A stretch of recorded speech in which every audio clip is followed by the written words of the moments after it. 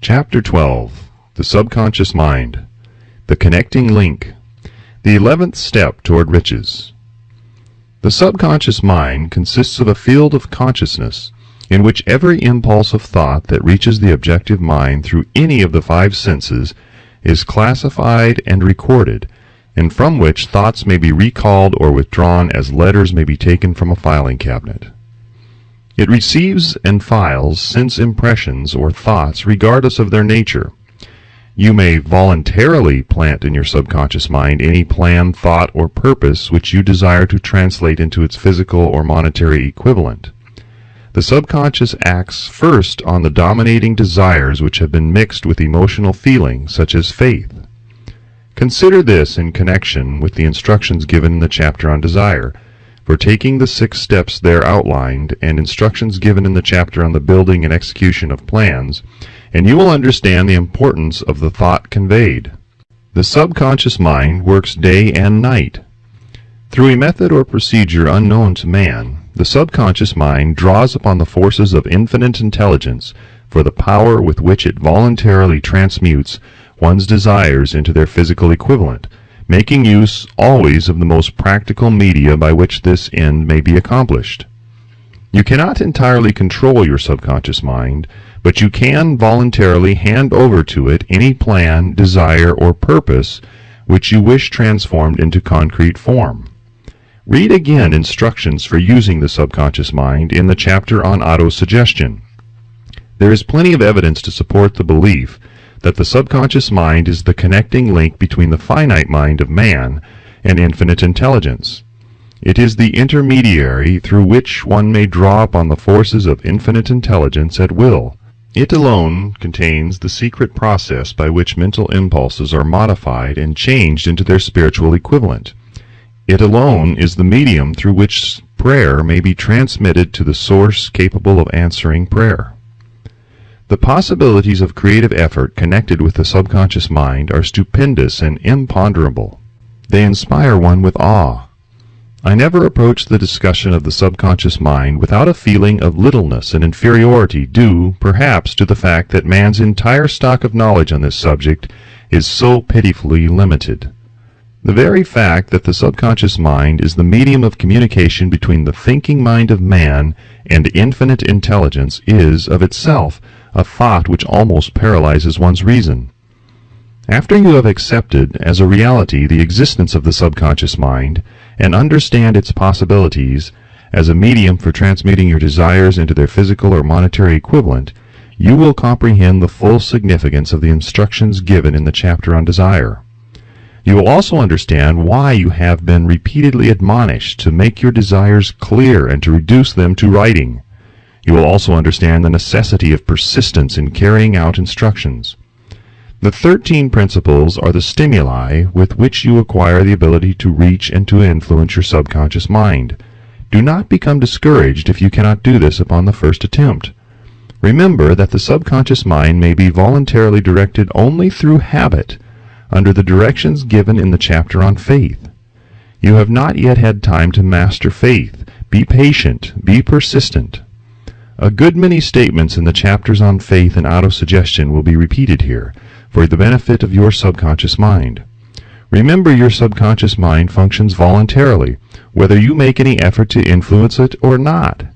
This naturally suggests to you that thoughts of fear and poverty and all negative thoughts serve as stimuli to your subconscious mind, unless you master these impulses and give it more desirable food upon which it may feed. The subconscious mind will not remain idle. If you fail to plant desires in your subconscious mind, it will feed upon the thoughts which reach it as the result of your neglect. We have already explained that thought impulses, both negative and positive, are reaching the subconscious mind continuously from the 4 sources which were mentioned in the chapter on sex transmutation. For the present, it is sufficient if you remember that you are living daily in the midst of all manner of thought impulses which are reaching your subconscious mind without your knowledge. Some of these impulses are negative, some are positive. You are now engaged in trying to help shut off the flow of negative impulses and to aid in voluntarily influencing your subconscious mind through positive impulses of desire. When you achieve this, you will possess the key which unlocks the door to your subconscious mind. Moreover, you will control that door so completely that no undesirable thought may influence your subconscious mind. Everything which man creates begins in the form of a thought impulse. Man can create nothing which he does not first conceive in thought. Through the aid of the imagination, thought impulses may be assembled into plans. The imagination, when under control, may be used for the creation of plans or purposes that lead to success in one's chosen occupation. All thought impulses intended for transmutation into their physical equivalent, voluntarily planted in the subconscious mind, must pass through the imagination and be mixed with faith. The mixing of faith with a plan or purpose intended for submission to the subconscious mind may be done only through the imagination. From these statements you will readily observe that voluntary use of the subconscious mind calls for coordination and application of all the principles. Ella Wheeler Wilcox gave evidence of her understanding of the power of the subconscious mind when she wrote, "You never can tell what a thought will do in bringing you hate or love, for thoughts are things, and their airy wings are swifter than carrier doves. They follow the law of the universe, each thing creates its kind, and they speed o'er the track to bring you back whatever went out from your mind." Mrs. Wilcox understood the truth that thoughts which go out from one's mind also embed themselves deeply in one's subconscious mind, where they serve as a magnet, pattern, or blueprint by which the subconscious mind is influenced while translating them into their physical equivalent. Thoughts are truly things for the reason that every material thing begins in the form of thought energy. The subconscious mind is more susceptible to influence by impulses of thought mixed with feeling or emotion than by those originating solely in the reasoning portion of the mind. In fact, there is much evidence to support the theory that only emotionalized thoughts have any action influence upon the subconscious mind. It is a well-known fact that emotion or feeling rules the majority of people. If it is true that the subconscious mind responds more quickly to and is influenced more readily by thought impulses which are mixed with emotion, it is essential to become familiar with the more important of the emotions. There are 7 major positive emotions and 7 major negative emotions. The negatives voluntarily inject themselves into the thought impulses which ensure passage into the subconscious mind. The positives must be injected through the principle of autosuggestion into the thought impulses which an individual wishes to pass on to his subconscious mind. Instructions have been given in the chapter on autosuggestion. These emotions or feeling impulses may be likened to yeast in a loaf of bread, because they constitute the action element, which transforms thought impulses from the passive to the active state. Thus may one understand why thought impulses, which may have been well mixed with emotion, are acted upon more readily than thought impulses originating in cold reason. You are preparing yourself to influence and control the inner audience of your subconscious mind, in order to hand over to it the desire for money, which you wish transmuted into its monetary equivalent. It is essential, therefore, that you understand the method of approach to this inner audience. You must speak its language, or it will not heed your call. It understands best the language of emotion or feeling. Let us therefore describe here the 7 major positive emotions and the 7 major negative emotions, so that you may draw upon the positives and avoid the negatives when giving instructions to your subconscious mind.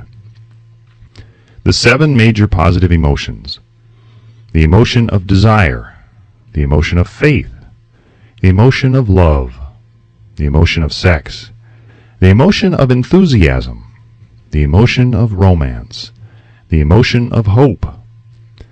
There are other positive emotions, but these are the 7 most powerful and the ones most commonly used in creative effort. Master these 7 emotions, they can be mastered only by use, and the other positive emotions will be at your command when you need them. Remember in this connection that you are studying a book which is intended to help you develop a money consciousness by filling your mind with positive emotions. One does not become money conscious by filling one's mind with negative emotions. The 7 major negative emotions to be avoided: the emotion of fear, the emotion of jealousy, the emotion of hatred, the emotion of revenge, the emotion of greed, the emotion of superstition, the emotion of anger. Positive and negative emotions cannot occupy the mind at the same time. One or the other must dominate. It is your responsibility to make sure that positive emotions constitute the dominating influence on your mind. Here the law of habit will come to your aid, from the habit of applying and using the positive emotions. Eventually they will dominate your mind so completely that the negatives cannot enter it. Only by following these instructions literally and continuously can you gain control over your subconscious mind. The presence of a single negative in your conscious mind is sufficient to destroy all chances of constructive aid from your subconscious mind. If you are an observing person, you must have noticed that most people resort to prayer only after everything else has failed, or else they pray by a ritual of meaningless words.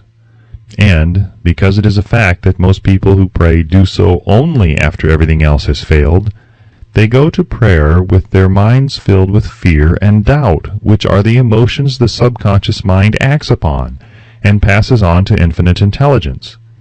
Likewise, that is the emotion which infinite intelligence receives and acts upon.